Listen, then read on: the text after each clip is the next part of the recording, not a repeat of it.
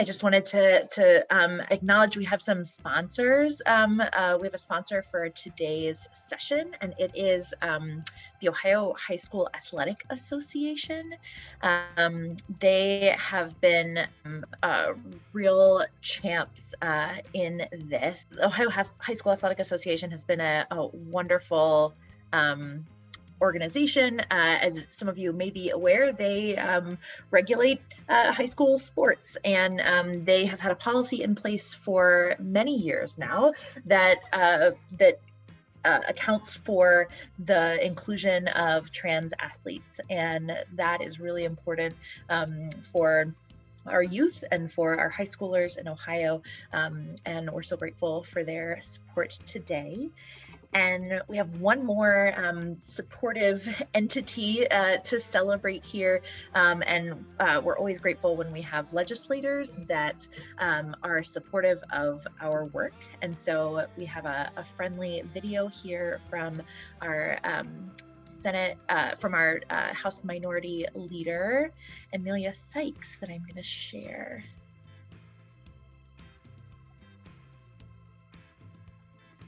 Greetings. I'm Ohio House Minority Leader Amelia Strong Sykes, here with an important announcement. June is LGBTQ Pride Month. Pride is a celebration of identity and commemoration of a movement that started with the Stonewall riots. Currently, LGBTQ+ Ohioans still face discrimination and can be fired, evicted, or denied services simply for being who they are. That's why the Ohio House Democrats introduced the Ohio Fairness Act to create statewide non-discrimination protections, affording greater equality to all Ohioans, regardless of their sexual orientation or gender identity. To restore Ohio's promise as an opportunity state, the kind of place where people want to live, work, go to school, or start a business, we must embrace our diversity and strive toward greater equality for all. Happy Pride. Great. And with that, I'll pass it on to Santiago, our moderator for this panel. And I'm about to spotlight you all as well. Awesome. Thank you, Gwen. And so just a little bit more background on myself and why I was asked and tasked, as we like to say, with being the awesome moderator for this. I'm a previous preschool teacher with having a background in early childhood education with a specification in special ed. I'm also a youth sports coach, and most newly, I guess, I am the youth sports coach at what will be Studio West 117th, the new hub that is going up in Lakewood. But I also, as I said before, run Meta, which is my own nonprofit. And so just youth and children are my passion. And it's just something that for me every day I see what it is like as someone who is LGBTQ myself, as a trans individual, what it was like growing up as a child living that truth, and how I saw that in my teaching, in my coaching, and just what that looks like for the future. And so, as I said before, I am so thankful to be able to moderate this panel alongside all of the other amazing individuals. And I will let you all do your own kind of self promotion, as I like to say, because we are always self-celebrating and promoting ourselves. We do our best justice when talking about ourselves. So we will just go one, and I will call on you. So Scott, I will let you go first. Okay. Hi, everybody. My name is Scott Leibowitz. I'm a child and adolescent psychiatrist. Thank you, Gio, for that wonderful introduction. My role here, I use he, him pronouns. I'm a cisgender individual who identifies as a gay man. I have been doing work with trans and gender diversity since 2008, back in Boston Children's Hospital, which is where I started doing this work when I was a child psychiatry fellow. And they were the first main academic institution in a pediatric setting that really developed multidisciplinary services for trans youth. Multidisciplinary meaning multiple different types of doctors, kind of, helping youth from different perspectives. And so it was an honor to be a part of that clinic through its infancy up until its, I would say, adolescence, at which point I left.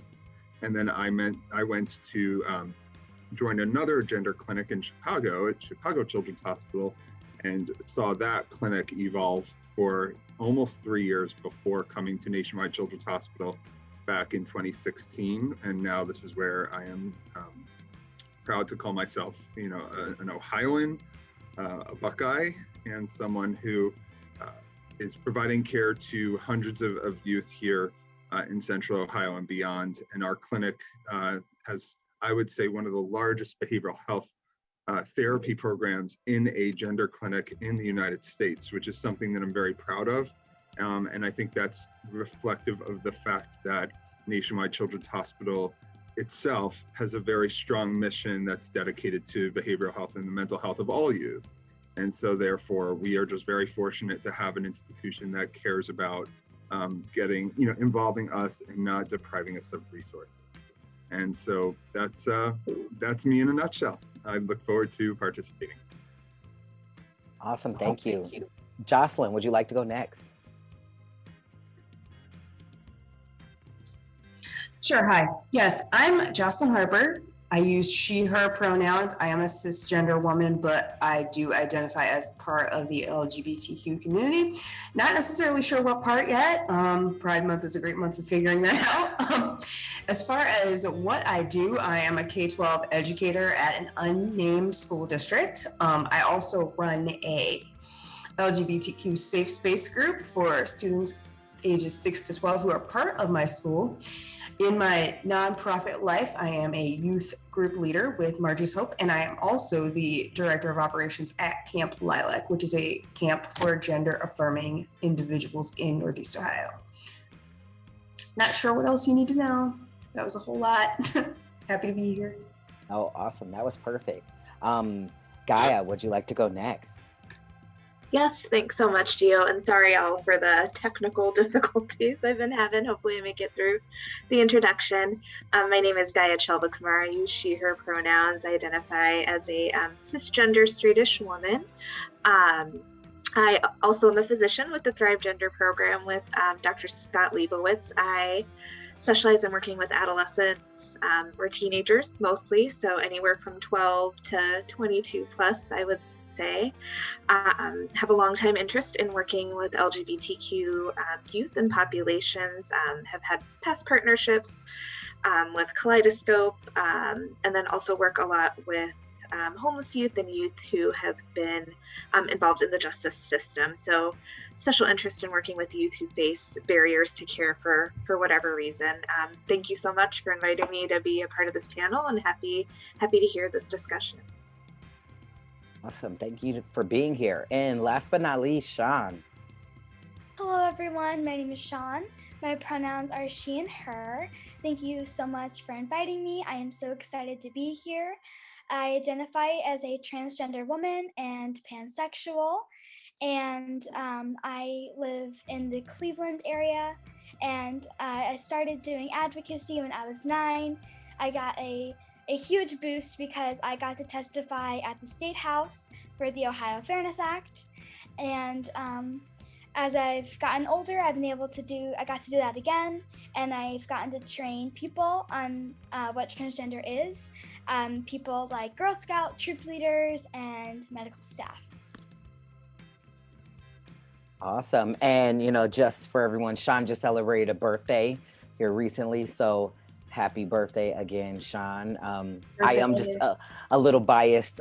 She's one of my absolute favorite youth to be around, but a young woman now, because she crossed into those teens. So yes, but again, thank you to all of you for being here and for sharing a little piece of yourselves. So the first question that I'm going to ask, and I will say it again, to anyone who is watching, please feel free to ask questions. Drop them in the chat so we can get them to our panelists. So my first question is, what drove you to want to do this work? And that is for everyone. I would love to hear from all of you. And so we'll start with Sean and then just popcorn it from there. Awesome. So what drove me to advocacy was really the need that I had to.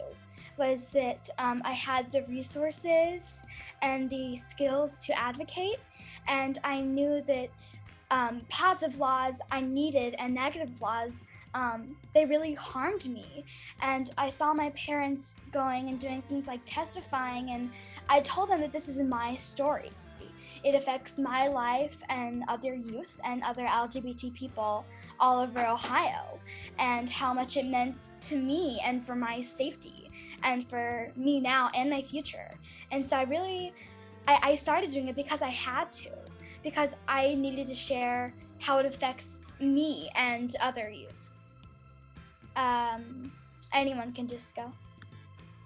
Well, what started for me was just generally being frustrated at the lack of action at the advocacy level, just not seeing other educators and other individuals going to bat for trans individuals, and in particular trans individuals of color, because they most likely feel the effects worse than white individuals. So I was frustrated, and then I finally asked myself, well, if I'm so frustrated, why am I not also doing something? So that's kind of where it started. I would say for me, it started from many of the youth I worked with, like Sean, who I'm so impressed by everything you've done already, Sean. But I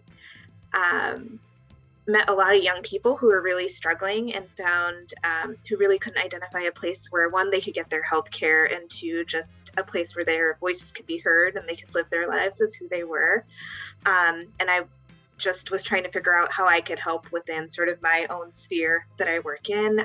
So did a lot to first educate myself, and then became really passionate about educating other healthcare providers sort of across levels of experiences. So anywhere from trainees to people who've been out in practice for a very, very long time. And then I think just the more time I've spent in this space, there have been so many different issues that come up that I felt that I've been able to help by lending my voice to or advocating for. And so have continued to be active in this space as a healthcare professional and trying to create more welcoming spaces within the healthcare field, I would say, and then also more broadly within society. So my answer kind of spans personal and professional reasons. I would say that from a personal standpoint, I got connected doing work with trans youth and to be a child psychiatrist in general based on a story from my own grandmother. She was a young child. She was 9 years old in France during World War II. We're Jewish. She was saved by a Catholic family while her parents were taken away and brought to the concentration camps, and their lives ended. And she was raised by this Catholic family and always told that she should never forget her Jewish roots, despite the fact that she just wanted nothing to do with being Jewish. She wanted to suppress her identity, and the people that saved her encouraged her to be authentic and to live her true self. And because of that story, kind of inspired me, and then through my own coming out story, to go on and serve young people who were also experiencing adversity in the face of politics. So that's kind of from a personal standpoint where I come to, my lens through this work, my own coming out and my grandmother's history. But on a professional standpoint, I would say having the experience of seeing so many youth flourish when they live authentic lives over time, over the past 13 years of working with these young people, there's a sense of obligation that I feel I have, and recognizing my power and privilege because of the color of my skin allows me sometimes to be heard more than my colleagues. Sadly, by the way, I don't agree that that's how it should be, but I feel like in some cases it's okay to acknowledge our power and privilege and then channel that into a way to advocate for the people that don't have the power and privilege that I have. And so for better or for worse, when I get up on a stand in the court, people might listen more. And so I'm fortunate enough to have been, testifying in federal court and won related to trans rights. So I guess from a professional standpoint, a sense of obligation, but one where I know I have the background, I know I have the ability to educate in the science that I can talk about and the experiences of the young people that I've worked with to really kind of put words into action. Thank you all. You all said something that resonated with me, each one of you. And all of that is a part of why I also do this work, like Sean said, because I had to. I did it because it was my own life, but also knowing that, like Jocelyn said, no one was doing it. And if I felt like it was necessary, then why was I not doing more? And so all of these things are so important in knowing, recognizing our privilege in the work and how we elevate others when we do it, And Gaya, like you said, seeing the youth that you've assisted then flourish and wanting to do more of that, and I've had those experiences. I ran into a kid who used to come to Meta, and he's like 21 now, and I met him when he was like 15, and it's like, wow, you're thriving and you're learning. So that's all so important, So we have the Youth Advocacy Coalition that we kind of started with Equality Ohio, where we meet bi-weekly or sometimes weekly, and we have a lot of youth that are coming, a lot of educators, medical providers, and then just parents and people who care about the youth. What does advocating for the youth look like for you? And is it the same as what your passion is and why you did it, or is it something else because of the profession that you hold? What does advocating for youth look like and feel like? Let me say that also. What does it look like and feel like for you? And anyone can start.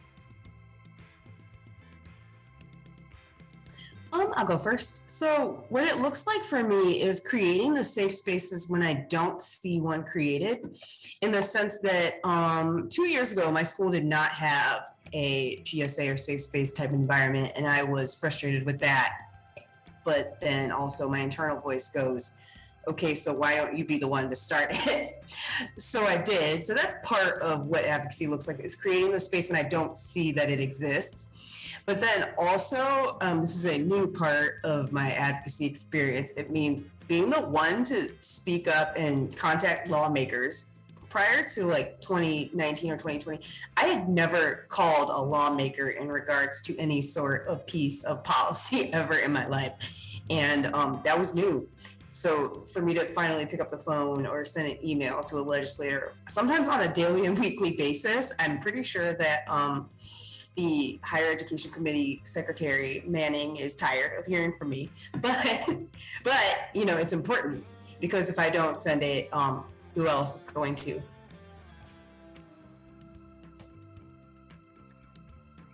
At first, when you said this question, I wasn't really sure how to answer it as somebody in youth. But in the past, when I've done some education, the trainings that I've built around that is all about not making a space where LGBT youth is tolerated, but a place where LGBT youth is safe and welcome and respected in their gender identity and sexual orientation, and just to treat an LGBT person like any other person. Don't treat them any different from anyone else in that setting.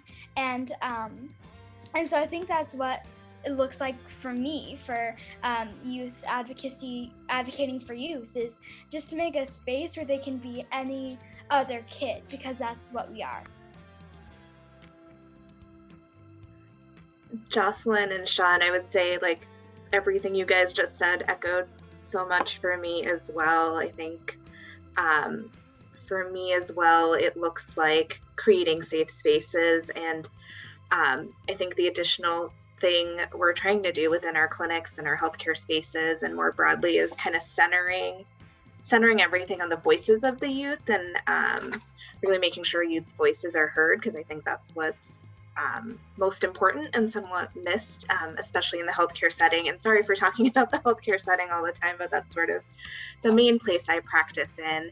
And it's felt very good when things go well. And I think it can feel very frustrating when you're kind of hitting against resistance and things. I think we're fortunate to live in a institution and city that's been open to hearing hearing our suggestions and open to centering conversations around the voices of youth, but I think there's still a lot of work to be done. I've tried to push myself more recently with all the legislation and things that are going on to push out into other spaces that I'm maybe less comfortable in. So, writing op-eds and testifying at courts and things like that, because it's so important, because so many voices are being left out of the conversation. And my voice is by no means the most important, but hopefully being able to use my voice to amplify others' voices. And it feels good when you're able to do that. But I think at times also very frustrating when feels like there's so many places where work needs to be done and not enough time to do it all. Yeah, I would echo the same thing that everybody else said. I think that, again, as like a doctor, a psychiatrist, I think that gives I have the initials beyond my name that allows me to sit in a courtroom or write an op-ed with Dr. Chelvakumar or,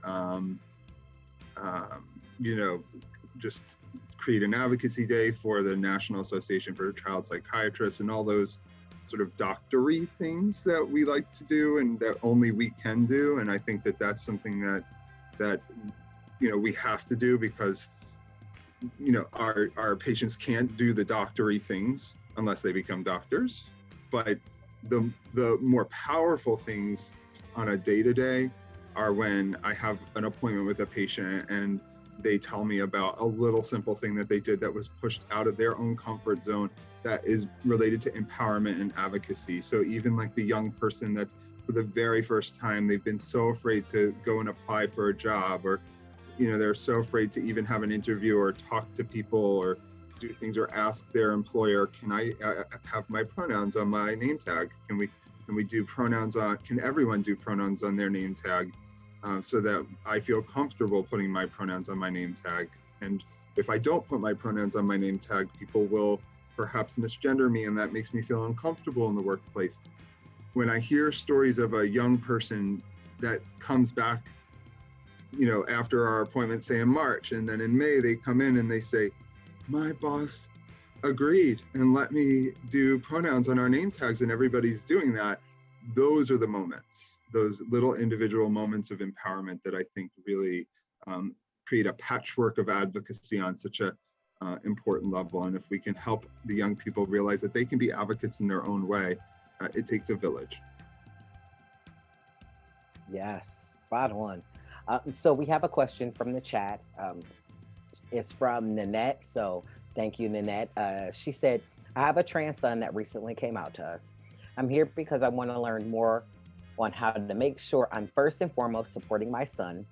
Awesome, thanks for that. But second, on how we can use our experience and privilege to help others in our community. So same thing, whoever wants to give a piece of advice or some words of wisdom or thoughts on that. I always just, my first thought is to say, education and talking about that and talking about your experiences and being open. But we know that there's other ways to assist people in using their experience and their privilege. So anyone have any thoughts there? My first thing is pick up the phone and call a legislator or send them an email. If you're not sure how to do that, Equality Ohio has tons of resources on their website and sample scripts if you're scared to talk and don't know what to say. And there's a sample email also that's there for you. So that's a simple thing that you can do on a daily or weekly basis that helps a lot. Anyone else, any thoughts? And please know that you don't have to answer every single question as panelists, just opening that up. And so Sean, the question was just, how do we use our privilege? And Nanette was asking how to use the experience and privilege to help others in the community. And so just really wanting to give some wisdom to that. I know, as Jocelyn said, calling the legislators, that's something we talk about often. Doing testimony, we do videos of testimony with Equality Ohio. So, making a video showing that. But other ways that come to mind are, talking to the teachers at the school, the school board, so that way your child is having the best possible education. Also, because I feel like if we're talking to people and they know what should and should not be done, if they deviate from that, that is a choice.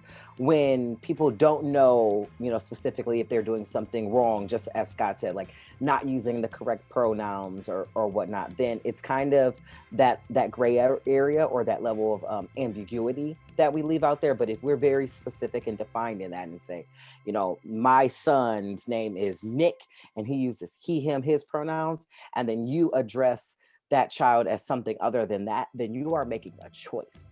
And so I advocate for talking to the schools and, other parents maybe. And Sean, I see you unmuted. I don't know if you had any thoughts there.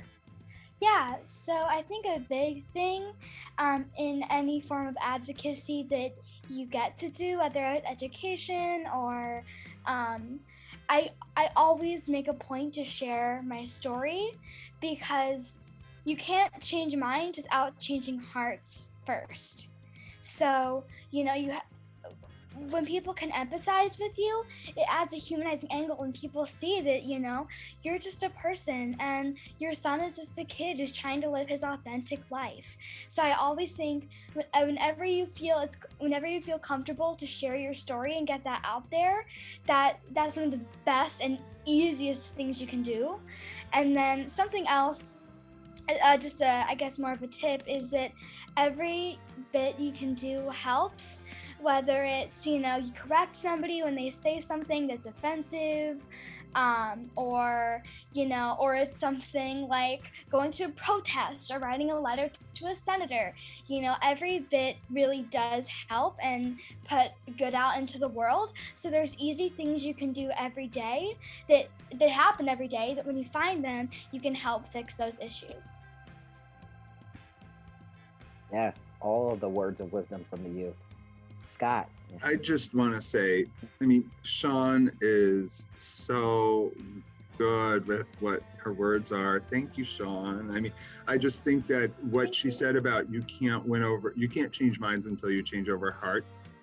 I really want to just echo that, so much. And I think that part of being, sometimes in terms of being an advocate, we have to think about, do we want to be a right advocate or an effective advocate? And there's a way to be effective sometimes, which is a slower process. And in order to be a slower, sort of more effective advocate, developing relationships with people that you don't necessarily see eye to eye on, or who you think they don't understand, or they're coming at it from a place that seems really difficult for you to even appreciate. Having a relationship with that person and finding common ground first will then allow those hearts to change. And I think that Sean just basically said that in a nutshell, and I couldn't emphasize that more. So remember, being an advocate is great, but being an effective advocate is even better. And thank you for your nice comment. Yeah, and and we have this term that we use at Equality Ohio. It's called banana bread, and I didn't really get it when I first started there. Let me be very frank with that. But it's essentially like it's like, but the banana bread is like a peace offering. So having something outside of your specific goal or your specific thought that you are wanting to meet halfway with this person on, it's like an icebreaker. And so you can sit down and you're eating this banana bread, and you're people from both sides of the aisle, whatever the aisle may be, can have a conversation. And I think that is so important when we're seeing that, because we know oftentimes, as Jocelyn said before, if you're Black and brown, sometimes your struggles are harder, and I won't say sometimes, they are harder. I'm just going to be very frank. And so if anyone feels any type of way about that, I apologize, but I also don't apologize, because the truth is just the truth. And so we know statistics have shown the numbers, in the disparity with youth specifically. We won't even talk about adults, but Black and brown youth, and how they are affected, both in the healthcare systems, but also when it comes to being homeless and what that looks like. And so being able to have conversations and to bring people, all from all sides together and talk about it is key and it's important. So you are correct, Scott, we need to want to be effective with that. And so my next question, and also let me say, if someone answers the question and somebody else has a thought, you come back and you have another thought, please, I want this to be an open dialogue. It's not like I'm gonna ask a question and we round robin it for all of it. Like, please, like, unstructure it. Like, that is the patriarchy and that is not what we're doing here. Just effective conversations. So my next question is, like, what are some barriers you see in this work? Like, whether it be people who we need to call out and call in, because I'm always here for that also. And I think that is an effective thing that we have to teach our youth. Or if it's like specific situations or bills or things, what are some of the barriers that we see? I can go first. Some of the biggest barriers that I see are just people being too beholden to their religious views to kind of see beyond it. And there's a level of unwillingness to call people in because they don't want to be, nobody wants to be the bad guy, but sometimes we have to be it. I'm probably too good at being it at this point. I'm less of a banana bread and more of a wrecking ball, and I'm working on it. But sometimes you just have to come at it and just say, these views are wrong and they are harmful. You are allowed to have whatever religious views you have, but you are not allowed to have views that are harmful to other humans. And please let me be specific when I say the banana bread is the Equality Ohio work. I am with you. I am like trying to get there, but baby, I'm not there yet. And so yes, but we know that it has been proven to be effective. But yeah. Mm-hmm. Anyone else want to weigh in on some of the barriers? I think some things that a big barrier is false information out there, because so many of the bad ignorance that I faced is people who just don't understand, or they read a fake article online just saying complete nonsense, and then they build stereotypes and prejudices. And I think, and unfortunately the media plays off those, and it's just kind of like it slowly builds up, and that's a big barrier that I see.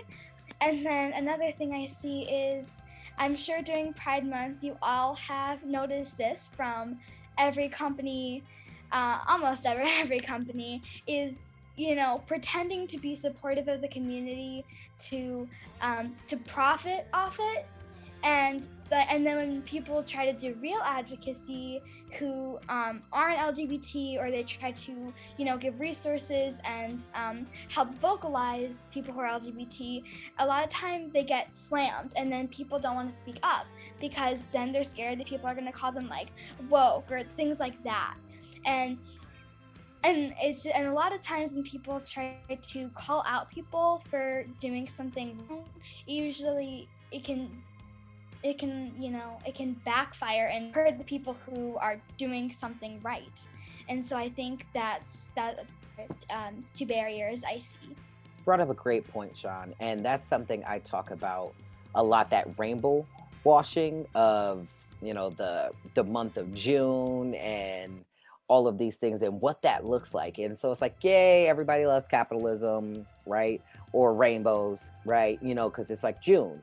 But like you said, like the people who are doing the real work, they don't get that same kind of love and support. And so I think that is a huge barrier just within the community in general, but also within the month of June specifically, because everyone's doing it. Scott, I saw you unmute. Yeah, I could speak to the barriers and then also address kind of, a side chat that I saw about, effectiveness and urgency. So as far as barriers go, I would say that fear is a big barrier. Fear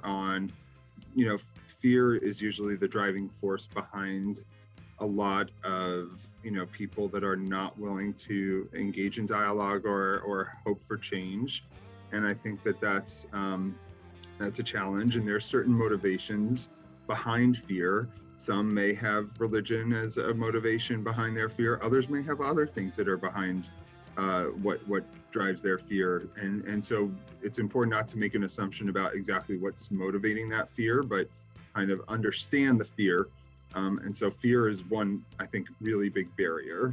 Another barrier I do think is looking within ourselves as kind of people who all want the same thing, the advancement of rights for LGBTQ people. And I do think that if all people we all have a lot of diverse viewpoints and perspectives on how to go about achieving change. And I do think that unification around that is probably going to be more helpful, and everybody having all sorts of different ideas about how to go about it and doing their own thing. I believe that's actually a barrier, because if you think about the other side, so to speak, they're very unified.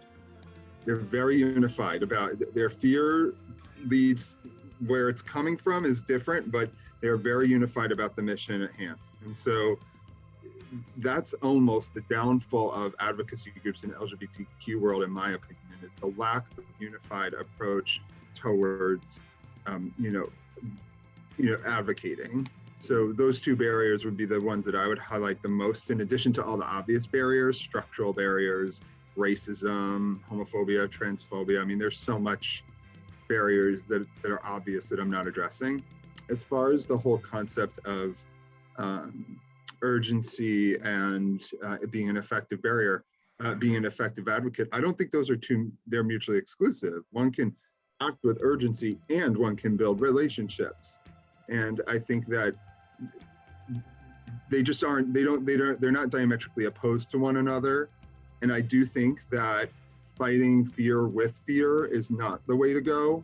And often sad statistics that are awful that we need to confront, that we need to be educating people on, if used properly, and this is where my perspective as a psychiatrist who comes in, I think that using sad statistics to generate fear, such as horrible suicide rates, I think that's less effective as it is using sad suicide statistics in a way that's going to advance policy decisions.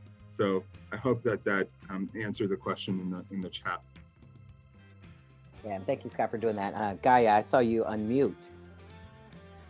I was just going to add some probably really kind of practical type barriers, time and money. I think most of us who advocate are doing it sort of on top of our day jobs, on top of our other things, taking care of ourselves, taking care of our families, and then advocating on top of it because it's important, because we're passionate about it, and it has to be done. That's why we do it. We wouldn't stop doing it. But I love that over the past few years, there's been increasing kind of organizations that have come up to provide support to kind of help, Scott, to your point, kind of unify our voices and unify everyone's energy together to kind of, I think we're really stronger together, and to really be able to amplify each other's work is great. And I love how everyone's been kind of coming together, it feels like, more in the past few years. And I think that really has been helpful. But I think still time and money feels like one of those things that always, there's not enough hours in the day. I'd love to be able to somehow pay people for the time they put into this advocacy, but that just isn't the way it works. And often the people who take on this role of advocating are people who are struggling with just making ends meet and doing other things. And I wish we had a better system to address kind of those time money issues.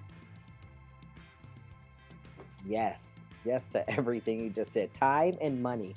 And that leads to another thought that I was having. So we talk about that often, and there's so many organizations doing this work, which is absolutely amazing.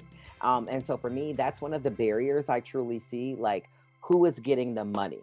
What organizations get the donations? Are those that are Black and brown led, or trans led that are Black and brown, or trans led period? Like, who is receiving the coins? And how are they assisting people with that? Like, what does their programming look like? All of those things. And I find that oftentimes that is the barrier, because even with having these entities available, people are not able to get to the resources enough. And so, you figure if someone was able to get to whatever centers in their area and get the information that they may need to maybe get in contact with a doctor, like Gaya, then they would be like, oh my goodness, this is amazing. Or another youth like Sean, oh my goodness, this is amazing. But if they don't even know that, and they don't know, so it's almost like that access is like, so gatekeeping in some sorts, whether it's, medical or social and emotional, that I think is such a huge barrier for us. And so I feel like there's not enough out there for youth. So shout out to Meta, shout out to Scope. I'm just throwing the love for those that are youth centered, that are doing these things. And, I encourage everyone else to look into those orgs and throw that love, because baby, we doing the work on the ground. So my next question, I guess, is what are some things that we are seeing the youth say to us that's important to them? What, and that's of course without, breaking any confidentiality, Gaya and Scott, like just generally, what are some things that the youth are saying, like, this is something that I'm seeing and I love it, whether it's that I got my boss to put pronouns on everybody's thing, or I got, the GSA started at my school. What are some things that we're hearing and seeing?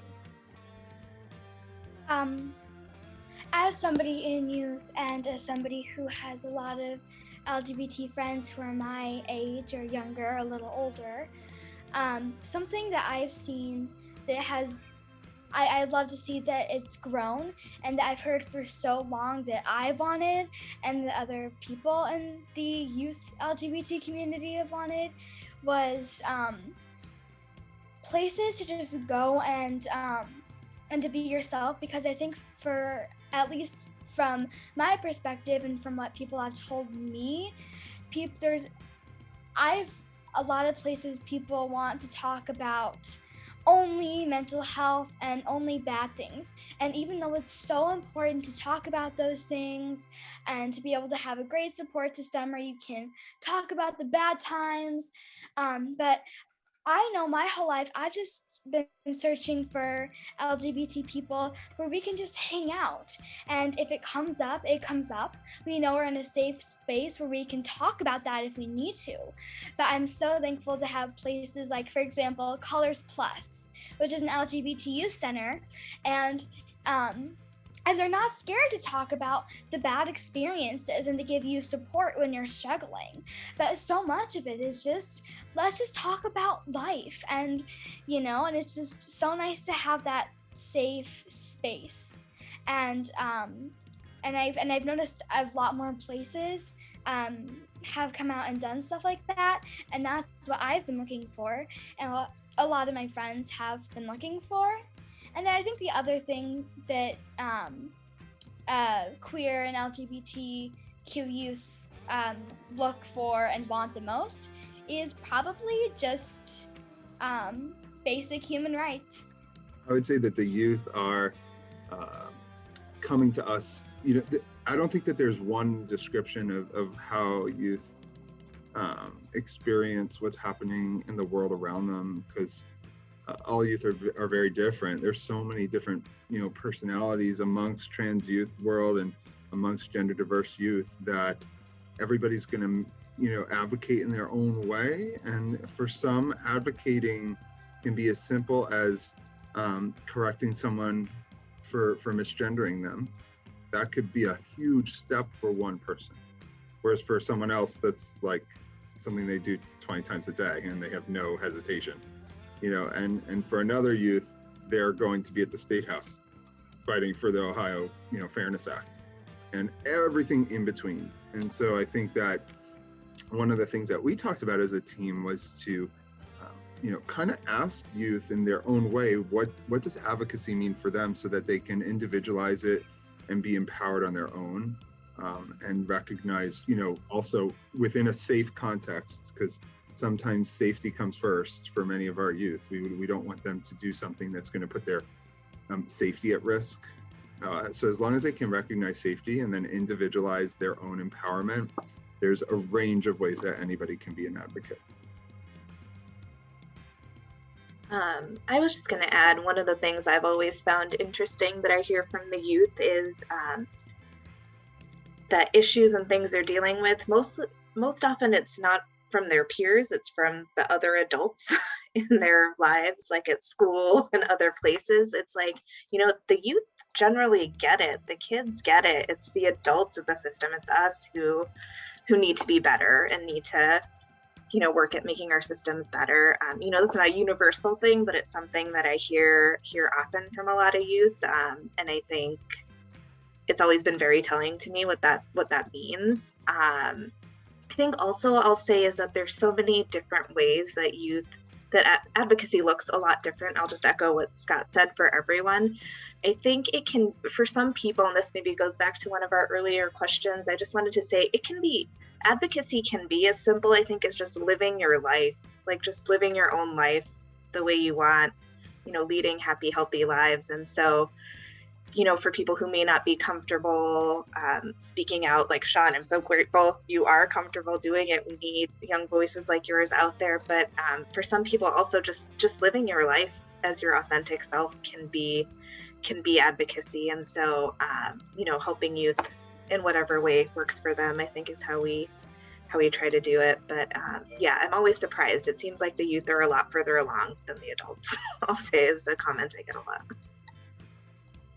I can echo that in that I teach kids every day, and Gen Z is probably going to save the world. I just noticed that they are mowing outside my condo right now, and I apologize for that. It's super loud. But I can also echo that everything I hear from a youth facilitator standpoint just says, I'm happy to have a space for me where I can just talk about regular stuff with people who are like me. Not even with someone trying to discuss my gender with me or have a therapeutic related discussion. They're just happy to be in the midst of other humans who are like them to discuss, regular things like school, boys, dating, stuff like that. They're just happy to have that. And if you can provide that, go you. Yeah, and I would just echo that. That's one of the things that I've heard also, just wanting to normalize life, and we see that, and as Sean said, just talking to somebody about, anything, video games. Oh, do you like pizza? Do pineapples go on pizza? That's like my favorite icebreaker question because it gets everybody all riled up. Do pineapples go on pizza? And I will say no. And I will permanently mute anyone who thinks differently. No, just joking. But seriously, just having open conversation, I think, is something that our youth are always asking for. And I think most recently we really started to listen to that. And that makes me happy and hopeful. And like you said, they are probably going to save the world. Jocelyn, you are correct. And yes, Gwen, we definitely celebrate differences here. And I think that is something that I am seeing from the youth, like the celebration of differences and on all levels. Like I am, I'm 35 and I was probably like the only out LGBTQ person that I knew growing up. There was like maybe a handful of us. And now just to see the youth just be like, I'm non-binary and I'm going to wear a dress and combat boots every day. And then I'm also going to shave all my hair, or I'm going to do this, like just the freedom to accept themselves, but then others is amazing. And I just want to uplift our youth in doing that and, being able to celebrate themselves. So my question is to Sean. Sean, what way do you feel like you're able to celebrate yourself that you would love to see others in your peer group celebrate themselves? That's a really good question. I need to think for a second. Okay, I'll let you think on that and we can come back to that. No rush. So I'll move on. So then I guess, okay, go ahead. I think I have it now. Okay. I think I feel very lucky because the way I get to, I guess you said celebrate myself. I think I try to do that through advocacy and through talking about being LGBT and bringing light to that.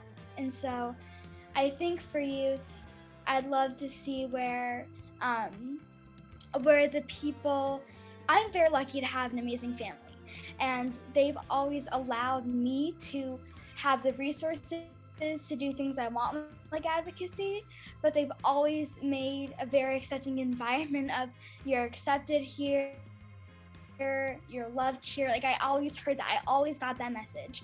And I wish that every LGBT youth got to experience that, and that they were allowed to celebrate themselves. And I celebrate myself by talking about being transgender or talking about my sexuality. Like those are the ways I celebrate myself and my identity. And so I wish that all LGBT youth and LGBT people in general got to do that the way I get to do that. Awesome. My next question is to Jocelyn.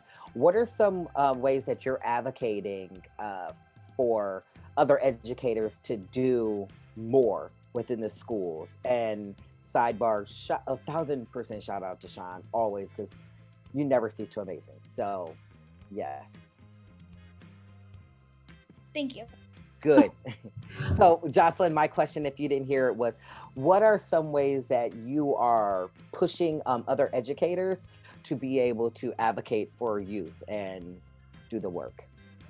So, as someone who started the safe space group at my school, I pulled in a team of our school counselors and social workers as well to be part of that.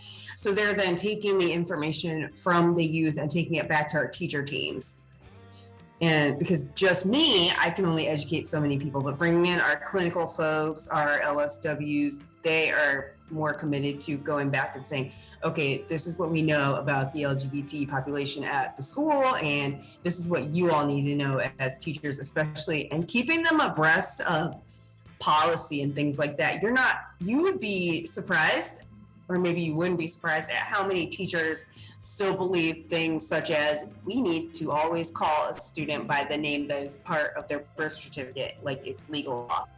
And first of all, you guys are all shaking your heads, so you know that's false. But people don't always know that. So having our clinical team and our social work team part of the Safe Spaces group has really helped to bridge the information gap on what you can and cannot do for students who are transgender or LGBT of any sort.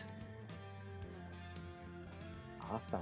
And then the next question is to Scott and Gaya. What are some ways that you are, assisting or educating or motivating other medical providers in doing what is right by our LGBTQ youth?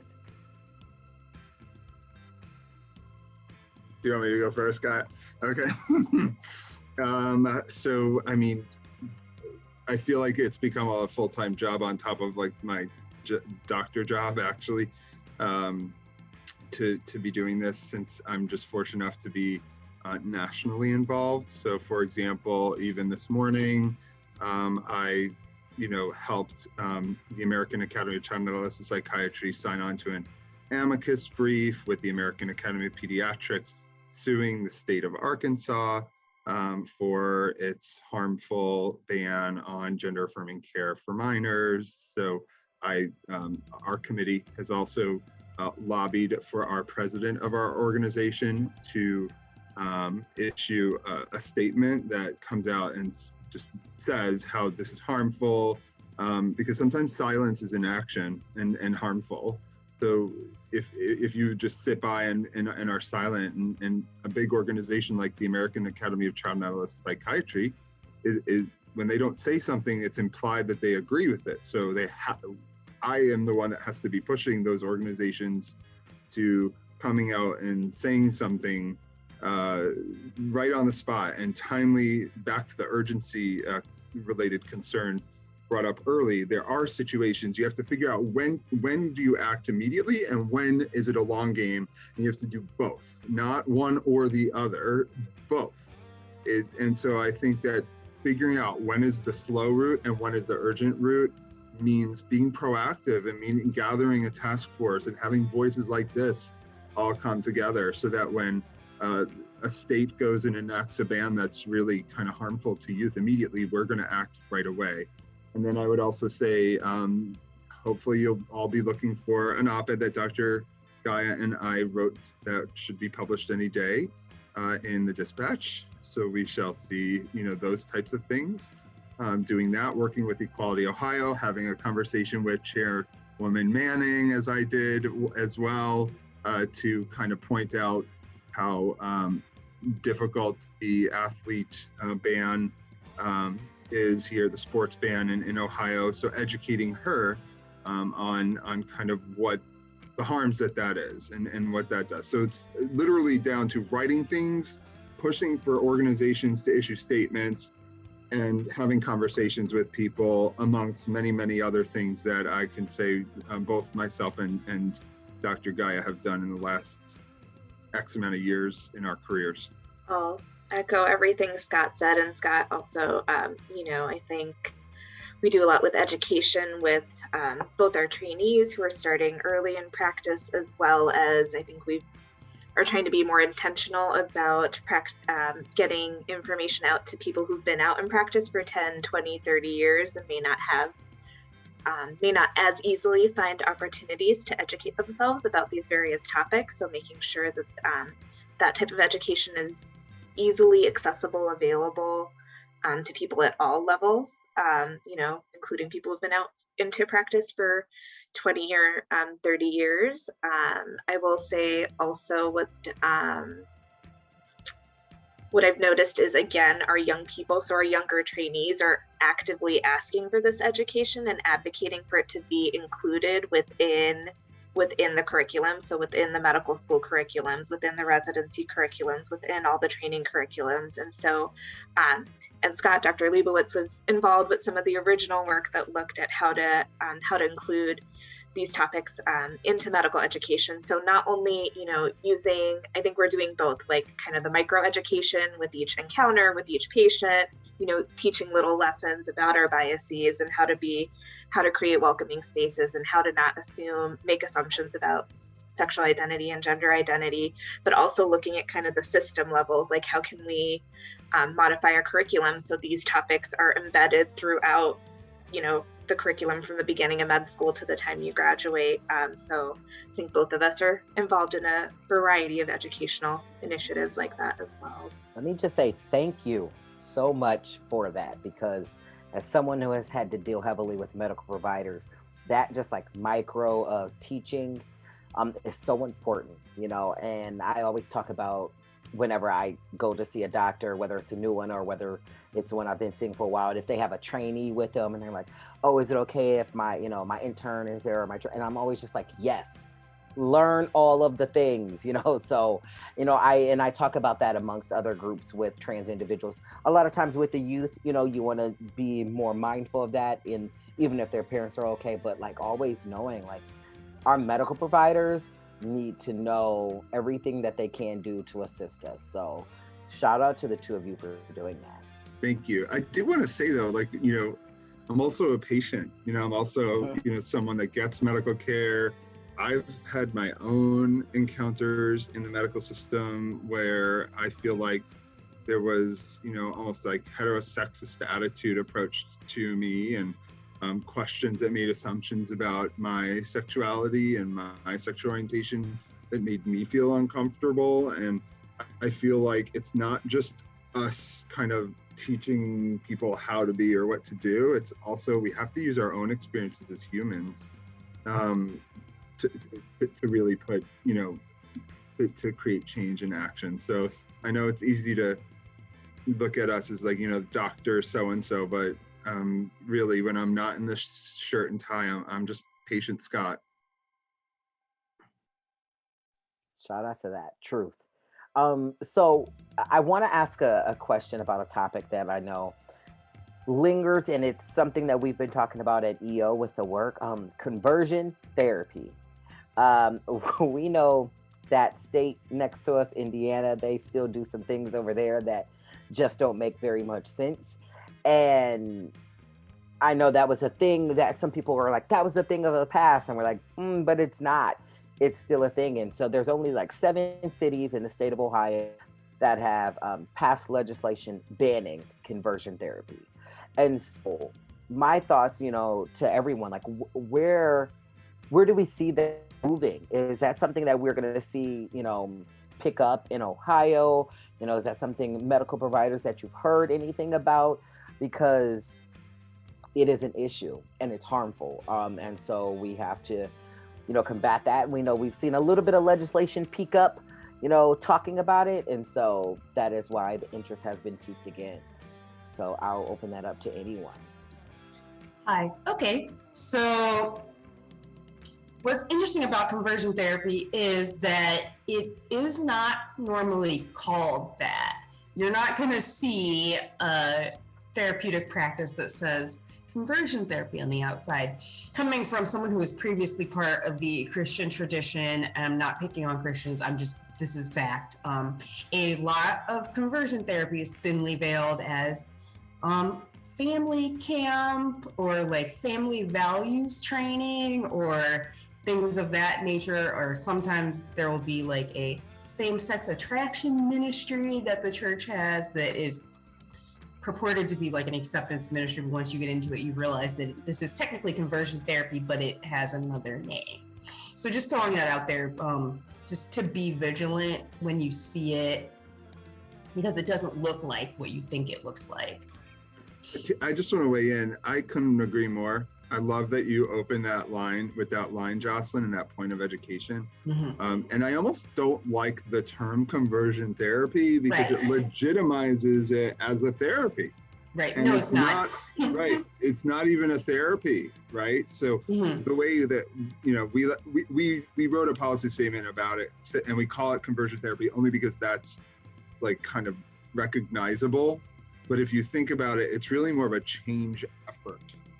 And I think that whether it be a gender identity change effort, a sexual orientation change effort, and I think that the way we all want to get, in order to make Jocelyn's point more received and incorporated into people's minds, by calling it a change effort or conversion therapy, we're really thinking about not just like going through a specific process, but step-by-step process, like day one, think this, day two, think that, day three, think that. It's more of like even just little microaggressions or a reaction that a therapist might have that is that they shouldn't be having, a non-neutral reaction to a described sexual encounter or to a feeling or an attraction or to a gender expression or a need for asserting one's identity. I think those can also be change efforts, whether they are happening in a formal conversion therapy process or not.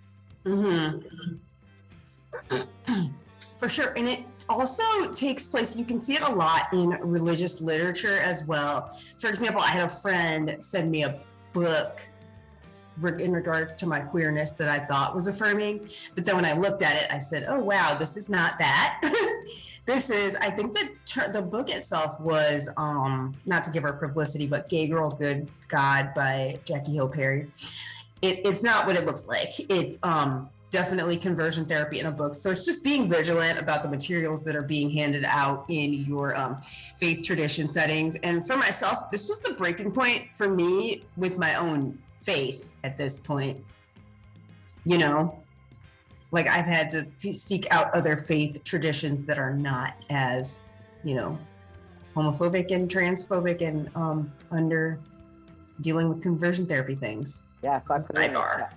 But I would just say, voices, thank you, Jocelyn, for educating me on that, because that was not something that I knew. I've never had to deal with conversion therapy in any form in my personal life, and just in a slither of the work in EO, because that's not something that we've done a lot of work in since I've been on staff. So I appreciate you educating me in this moment on some other ways to look at that and look for that. If you're part of a faith community, just be vigilant. And if you find that your faith community doesn't align with your values, ditch it. I know that it's a lot coming from a Black person who has, deeply held religious beliefs. We all know that we hold tight to our religious traditions as Black folk, but at some point you have to draw the hard line. I would like to just, oh, sorry, no, Sean, you speak first. No, please finish. Okay, I'll finish. Okay, but I want to hear from Sean. So I think that what's interesting in this whole conversion therapy legislative effort is, and is that people who are perhaps on the other side, and again, I hate even thinking about it as sides, because I do think that there's a lot of people that are kind of silent in the middle and don't know where they stand on these issues and hear sides talking about things.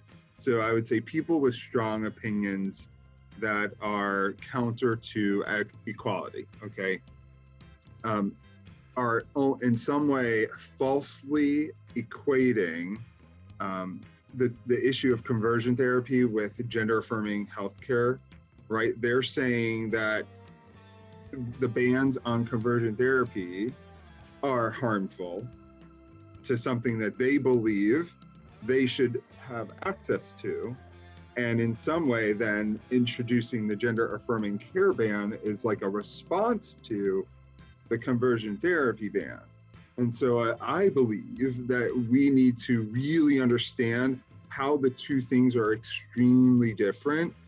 And one, the conversion therapy ban is banning something that is harmful in all regards. It's banning something that's very harmful. It's like almost saying that we're going to stop therapy for trying to make a left-handed person a right-handed person, because there's zero evidence to suggest that you can convert a left-handed person to a right-handed person. And there are still people that are attempting to make left-handed people right-handed people in this analogy. And so without a ban, harm will happen. With the other ban, there's an attempt to ban something that is helpful, something that is known to be helpful, something that withholding that is harmful. So to say that they're both the same and kind of one's just like an argument that's responding to the other argument on, well, we have a difference of opinion, that's really false. And we have to really think about the two issues almost simultaneously. So what I would love for Equality Ohio, and I just thought about this, would be to pushing maybe for a Protect Evidence-Based Medicine Act, because that then lumps the issues together instead of having this counterproductive back and forth. So if you were to protect evidence-based medicine, that would ban conversion therapy and that would protect gender affirming. That's all I'll say. Scott, I agree 100%. I was actually going to say something similar. Number two, I love the right hand, left hand analogy. I use that all the time talking about gender in my presentations. So I love that analogy. And lastly, so this is my question as somebody in youth to the adults. What would you tell somebody who is young and is in a church where they're doing things to that are anti-LGBT? Like, what would you tell somebody who can't just ditch it, who can't just, get away from there because they live with their parents? What would you tell a kid who is in a church that didn't accept LGBT people and they are LGBT themselves? It's easy for me to say this as an adult for sure, but sometimes you have to be the squeaky wheel to say this isn't right, or to bring what is evidence-based to your groups, or saying, sometimes you have to be the kid to say, dude, that's transphobic, like why would you say that? Or I don't understand why you'd say that, that's weird. That doesn't make you any friends for sure, but being right is more important than having friends. But couldn't that end you up in, a dangerous situation? Because, like, say, for example, you say, hey, what you're doing here is very similar, or is conversion therapy. Like, if you stand up for yourself, couldn't you end up in like, that bad place?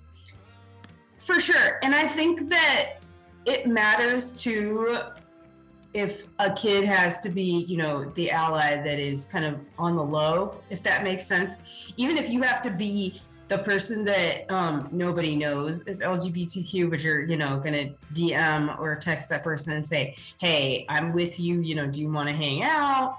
Do you wanna, we can be friends, things like that. Sometimes you have to do what you can with what you have where you are if you're not safe to be outspoken. Does that make sense? So that protects yourself, but then also puts good into the world. Sean, it's such a great question.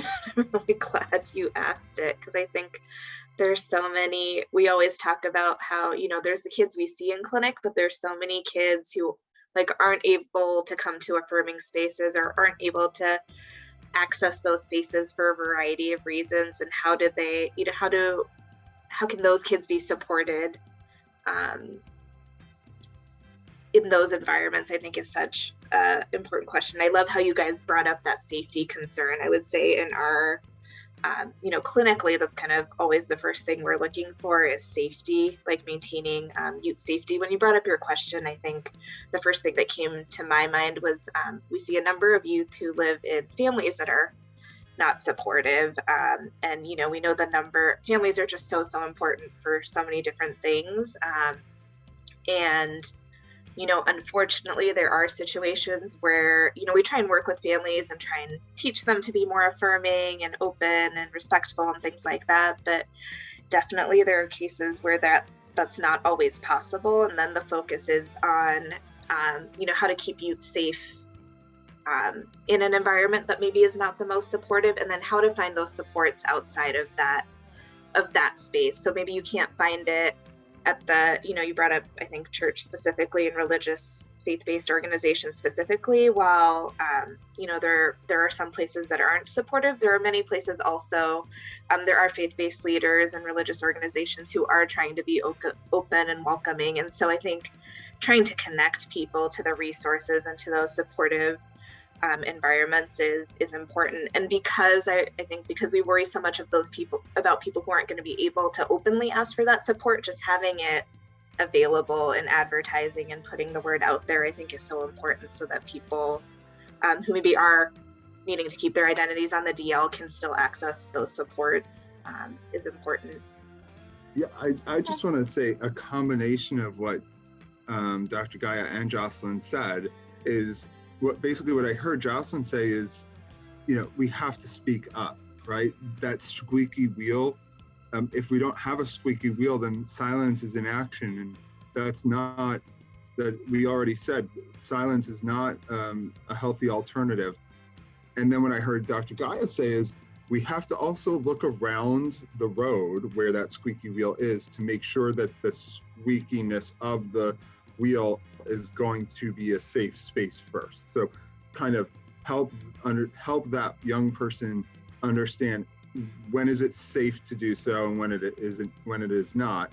What I would also add to both of those really important points would be, I think telling people what to do is probably one aspect of helping people, but also asking them how you can be helpful to them can in some ways almost be more powerful, because this way you're allowing them to find their voice, to figure out their right and their wrong for them, because no two people are alike, no two circumstances are alike, and we don't want to make assumptions that what we would do in their circumstances, what they need to do in their circumstances. Right. Piggybacking on that, it just this whole conversation just highlights for me the importance of us as adults being the ones to speak up and be the squeaky wheel toward other adults. Because as Sean was saying, everybody's not safe to do that as a child. So we're protecting them by being the one to speak up, even if it means losing our adult friends, even if it means being the weirdo at work, the person at the country club that nobody wants to talk to, the person at church that everybody thinks is weird. That's okay for us. We're adults, we'll survive. But you know, kids can't wait for the optimum time to say something, or for us to say something in a polite manner. We all have to be the one to speak up for the people who can't. Thank you everybody so much for your input. Because when the question was brought up, when I brought the question, I have somebody who I know who has parents who aren't accepting of LGBT people, specifically because of their religious beliefs. And since they very strongly agree with positive LGBT laws, and they're just appalled by their parents' beliefs, and and behaviors, I always thought, like, what if that person was actually LGBT? And I have lots of transgender friends who had very bad experiences in churches, and I thought, what if their parents wouldn't let them get out of the church, like if they decided not to leave. So thank you all so much for answering my question. That's a great question.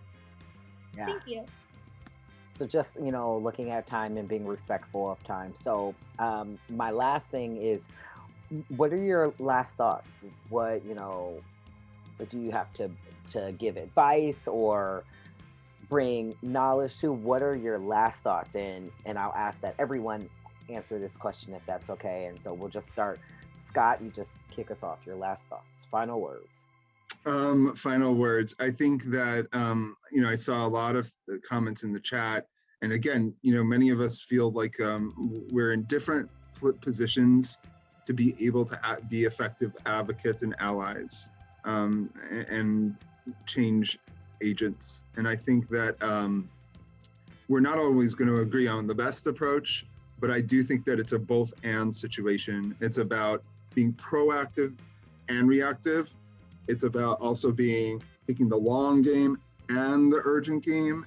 And it's about coming together and bringing the voices of those who are least privileged in our communities and meshing with the voices of those who do have privilege, and figuring out together what is the best way that we can respond both urgently and in the long game. Because I think that in the end, it is walking a tightrope on how to get things done in this system that's designed to harm LGBTQ people, sadly.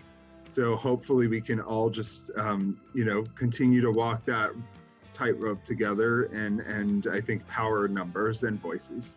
Thank you. My biggest thing is kids can't wait. Kids can't wait for you to feel comfortable saying something. Kids can't wait for you to decide that your church's beliefs are problematic. Kids just can't wait for you to feel like it's the right time. The time is right now. I would just say that there's always ways to advocate. I think a hard thing for me, I think I grew up feeling like I didn't have a lot of power. And as I got older, like taking ownership of my own voice and my own power and trying to use it in the spaces I felt I could use them in. I think it echoes kind of what Jocelyn and Scott said too, like speaking up in the places you can, and then maybe pushing yourself to speak in the places you can't or you think you can't. And then also I think using and making sure what we're saying is always centered on the populations we're trying to help. I think a lot of times we see people who are well-intentioned, but maybe and sometimes their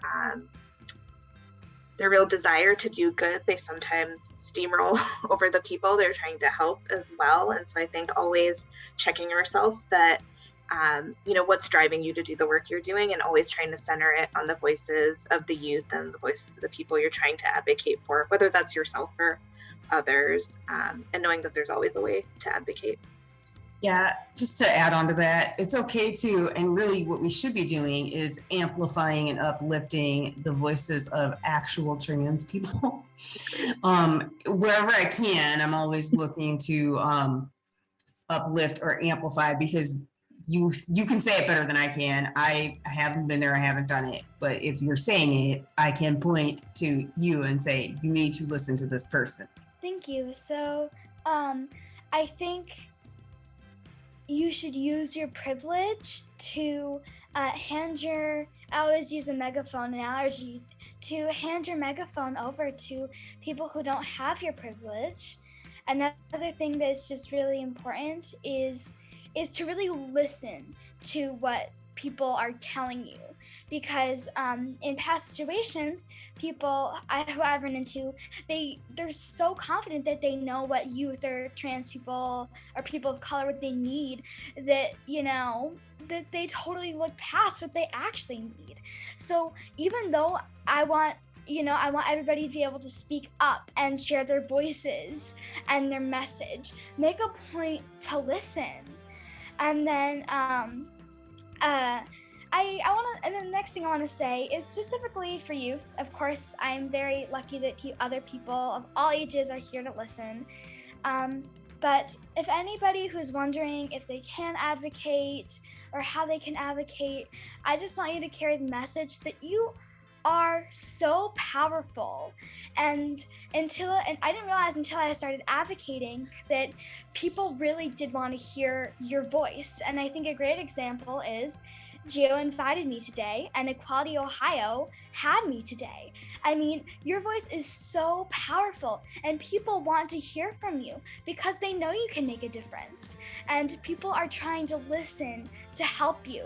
So not only, and sorry about my dog. Sorry, that distracted me. But just take that. I hope that everybody who's listening knows that you really can make a difference, and that the little things do really help, and that it's very hard and challenging, but you have to use your voice. Yes, well, thank you. Thank you so much to all of our amazing panelists. I appreciate all of you for all of the hard work that you're doing on the ground, but also thank you for being here and joining in with us. It was a very enriched conversation for my soul and for the work. And please look into Kaleidoscope, Meta, Colors Plus, Margie's Hope, organizations that are doing the work for the youth on the ground. If you know someone who may need some legal assistance, please, we have a legal clinic with EO. It's just 1-855 LGBT law. You just have to be self-identified within the community and below 300% poverty line, which I always say is most people that I know. And so please just reach out to EO if you need anything. And thank you again. Thank you for being here. Thank you all for listening and for coming. Thank you guys for your time. Yeah, thanks for inviting us. It was really fun. Appreciate it. And vote in the midterms. Yes. Oh my gosh, so important.